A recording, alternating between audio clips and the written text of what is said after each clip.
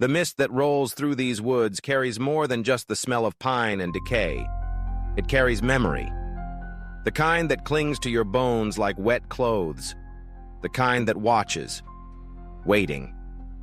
It started in 1899.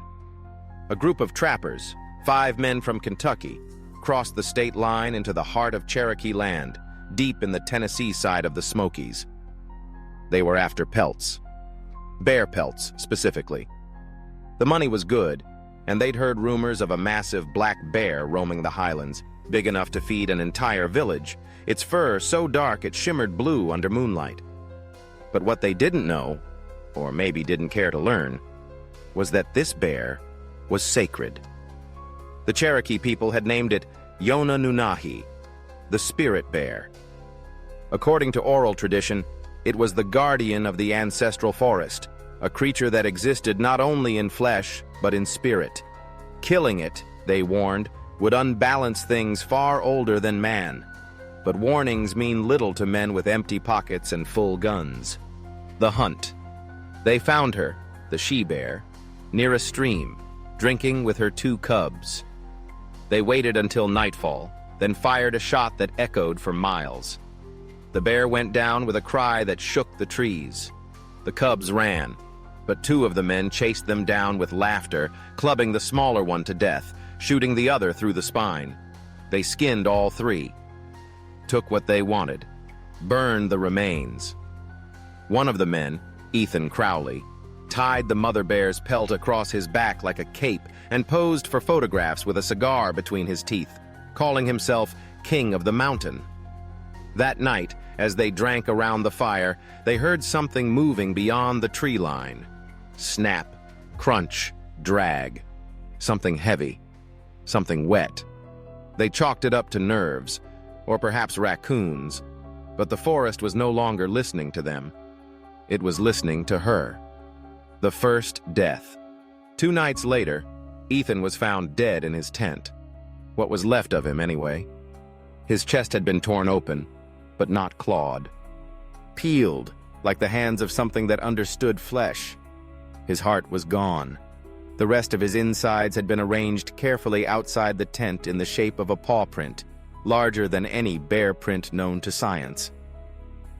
But what truly rattled the others was what was written on the canvas wall above his body, in blood and backwards, as if meant for someone outside to read.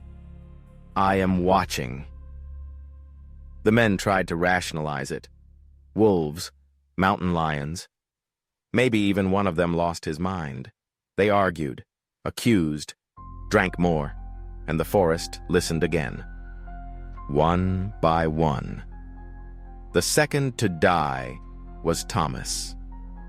They found his body hanging by his ankles over the same stream where the she-bear was first spotted. His face was gone. Not clawed off, cut, peeled like an apple. His eyes were still open. There were no signs of struggle, only deep drag marks in the mud leading from camp to the tree, as though he'd gone willingly. Will was next. He was dragged from his tent in the middle of the night. The screams woke the others. They chased the sound, flashlights cutting through the fog like knives. They found him in a clearing. No blood, just his clothes, neatly folded at the foot of a tree, and his skull wedged between 2 branches, cracked like a ripe fruit. It was then they saw it. For just a moment. A silhouette. It stood on 2 legs, taller than any man. Massive shoulders, long arms, a snout, eyes like cold fire. It moved in jerky, unnatural spasms, like a puppet on invisible strings.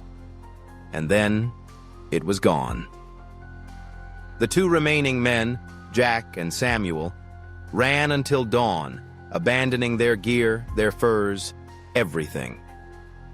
When they made it to the ranger station 2 days later, they were half mad with fear. Samuel spoke in tongues. Jack had scratched his own eyes out. The official report called it psychosis triggered by environmental stress. The Cherokee had another name. She woke up. The silence and the return. The killings stopped for decades, but the story never left. Locals said that during harsh winters, you could still hear heavy footsteps echoing through the woods. That sometimes, campers found giant claw marks etched into the trunks of trees 12 feet high. That in the fog, late at night, eyes would appear, just for a second, and vanish. Then came 2015. A group of amateur YouTubers, thrill seekers mostly, decided to film a video called "We Spent the Night in America's Most Haunted Forest." They pitched camp right where the old trappers once hunted. The next morning, all 5 were missing. No bodies, no screams, just one drone camera found stuck in a branch 20 feet above ground. The last frame showed fog, and then 2 glowing white eyes stepping out of the mist. The 2015 disappearances. At first, the sheriff's department thought it was another case of young people getting lost in the woods. It happened often. A few days without food or GPS and panic sets in. People walk in circles. They fall off cliffs. They die quietly and alone. But this wasn't that. The YouTubers had GPS, satellite phones, survival gear, guns, and above all, they were experienced. One of them, a veteran named Kyle Riggs, had completed multiple wilderness survival courses. He was the reason they even dared to spend the night in that stretch of the Smokies. The drone footage recovered was sent to the FBI. Most of it was uneventful. Campfire banter, night vision shots of trees, exaggerated screams meant to be funny. Until the last 90 seconds. In night vision, something massive passed across the camera, too fast to identify. The drone suddenly dipped as if hit by something and spun. For a fraction of a second, 2 glowing white eyes appeared, not reflecting the light but emitting it, and then static. Forensics ruled out bears, wolves, mountain lions. There was no fur, no droppings, no scratch marks typical of large predators. But there were footprints, not paw prints. Feet, human-like, with claws, 22 inches long. The survivors who never spoke.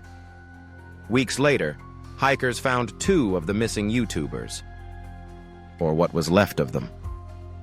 The bodies were untouched by animals, but covered in strange symbols carved into the skin. One body had its mouth sewn shut with deer sinew, and the other had both eyes removed. There were no signs of struggle, no defensive wounds.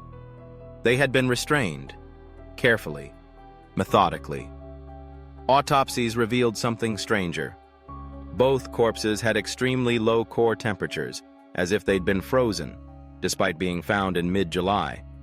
No one ever found the others. Kyle Riggs' mother insisted he was still alive.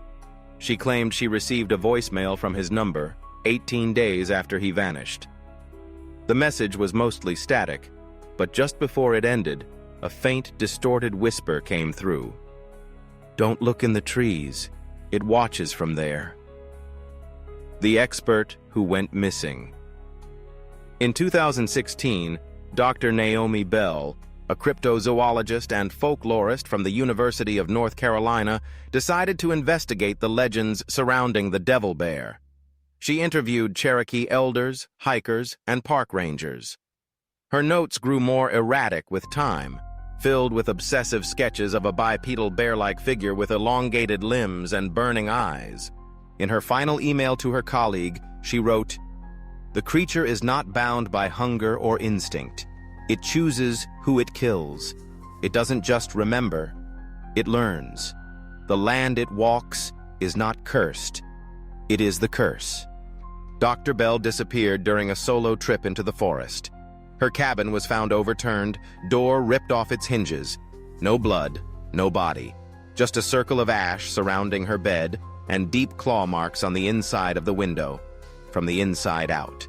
After 3 more disappearances that summer, the park closed a 10-mile radius of trails, citing bear activity, but rangers on duty refused to enter those areas after dark. Some awoke to find their belongings rearranged in ritual-like patterns, with small animal skulls placed carefully on top of their sleeping bags. There is no such thing as a devil bear, they said. Folklore can be powerful, especially in the wilderness. One resigned, claiming he saw something watching him from the treetops, not in the trees, but above them, hanging in the fog. Visitors reported hearing low breathing at night near their tents. Still, the National Park Service denied any connection to the legend. But locals knew better. They had heard the growl that didn't come from any bear. They had seen the trees bend toward a shadow that didn't move with the wind. A new pattern emerges in 28. A wildlife photographer named Dennis Langley managed to capture a single image that sent ripples through online forums. A blurry shape, massive, humanoid, covered in black fur, hunched over the body of a deer, its limbs wrong. Too long. Too stiff. It wasn't eating. It was watching the camera. He posted it. The next day, he deleted his entire account. A week later, his house burned down. Investigators never found a body, but on the charred wall of his home, spray-painted in red, someone had written, "Do not show its face." The last taper video went viral. In 2020, during the lockdown, a bored teenager named Harper Quinn posted a TikTok claiming she was going to spend the night in the Devil Bear Woods alone. Nothing happened for hours. Her viewers dropped off as the night dragged on. It was a pressure, deep enough to distort the audio, shake the lens. She live-streamed herself hiking, setting up camp, joking about the legend. But at 3:12 a.m., the camera began shaking. She whispered, "Do you hear that?" But behind her, for just a flash, a figure moved between the trunks. There was no wind. Then the faint sound of something breathing. Slow, wet, heavy. The live stream continued. She turned the camera toward the trees. All black, and then came the growl. It wasn't a sound, the camera fell. She screamed once. The video ended. Her body was never found. But on the ground where her tent had been, there was a large symbol burned into the grass, a clawed hand pressed into a human skull. In late 2021, after yet another disappearance, a pair of off-duty firefighters who went hiking and never returned. A private military contractor known as Rookwood Tactical contacted the National Park Service. They offered to investigate the Smoky Mountain disappearances for free, but nothing was ever free. They carried thermal gear, high-caliber rifles, motion sensors, and enough explosives to level a forest clearing. They claimed it was part of a wildlife preservation and hazard prevention initiative.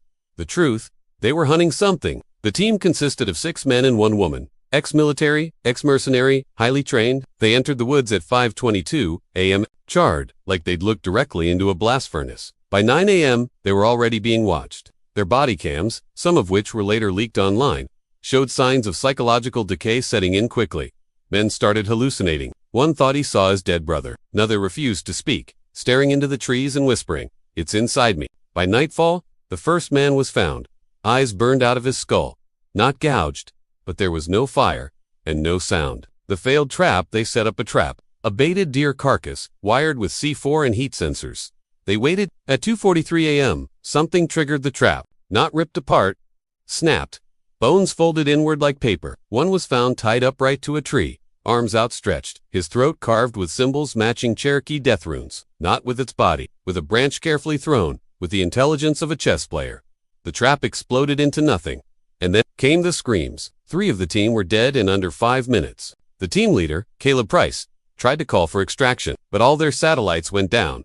Comms jammed, and from every direction came a whispering voice, layered, male and female, child and elder, speaking a language no one understood. They fled, but the forest didn't let them go. She was found walking barefoot out of the forest 2 days later, covered in scratches, her uniform soaked in blood. But not her own. An ancient guardian, bound to the land, older than the Cherokee, older than time. It had been created, or perhaps summoned, to protect something beneath the forest. The last survivor's account, only one survived. Iris Shaw, a former ranger turned private contractor. She didn't speak for weeks. When she finally did, she asked for a priest. Then, without blinking, she told him, "We didn't find a bear. We found a God that forgot how to love." According to Iris, they were not dealing with an animal, or even a spirit. She hadn't slept once during her stay. When asked why, she only answered, the devil bear was not the product of legend. It was legend itself. But something had broken that pact when the trappers killed its mate and cubs. It had become untethered, not vengeful, purposeful. It doesn't just kill, she said. It teaches, it punishes, it reclaims balance. We are the infection. It is the immune system. Iris died in a psychiatric facility 8 months later. It waits in my dreams, and it remembers. In 2023, a geological team conducting research near the same cursed valley detected a hollow chamber several hundred feet beneath the mountain, a dome-shaped cavern not found on any previous map or scan. They sent a drone down through a bore. The footage lasted 41 seconds. It showed a subterranean cavern of smooth stone, lined with bones, not animal, human, thousands of them, arranged in perfect concentric circles, and in the center stood a massive obsidian statue, depicting a towering creature with a bear's body, and a human face stretched across its skull. Then the feed cut out. The entire team quit the next day. The final warning: locals no longer enter that part of the even seasoned rangers won't patrol it. A quiet agreement has formed. Let it have its land. Stay away. Don't provoke it. Children say they see a tall bear standing like daddy in the trees when the fog rolls in. But hikers still disappear. Families report waking up to find claw marks etched into their car doors. And late at night, if you're near the edge of the forest, you might hear it. The low groan of something massive shifting in the darkness. The breath of something old, something awake, because it never sleeps. It just watches, and it waits. Epilogue. One last note: a handwritten letter appeared, dated 1899. The paper was aged, brittle, in a sealed envelope sent anonymously to the University of North Carolina. The message was only 4 words long, scratched in what looked like dried blood.